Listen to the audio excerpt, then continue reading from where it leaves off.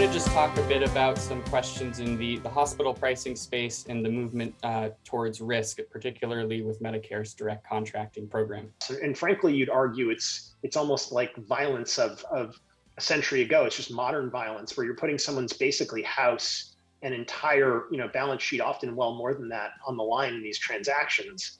And it's a very painful experience. And I can just tell you, I mean, without sunlight and without the press getting involved or laws, you basically do see people playing this game of chicken, where the incentive of the provider and the insurer is to not agree and use the patient in the middle as a device to kind of advocate for their economics.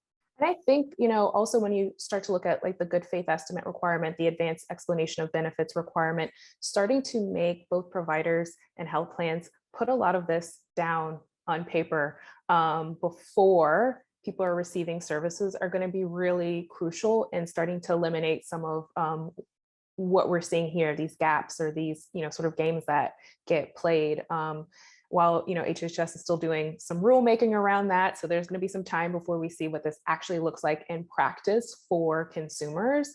I think it is so important that we're at least starting to see legislation around something has been scheduled. You have 3 business days to tell someone what it is going to cost them. What services are they receiving? What is it going to cost them?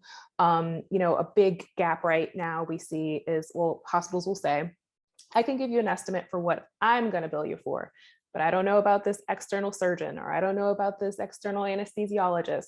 And so now with the good faith estimate requirement, right, that's applicable to not only a facility, but all the providers. We're getting a little bit of what we deserve until we change it, because that's just the economics of the business. And so what we're really interested in this shift in risk is changing that underlying tectonic plate that says the provider can actually play a larger role. And they're not just then saying, well, I got my billable unit, I'm passing you on to somebody else who is going to be thinking that same way. They can actually holistically treat you in your kind of case and start broadening their kind of their top of license performance, where they're thinking holistically about what's going on with their panels and their patients in those moments.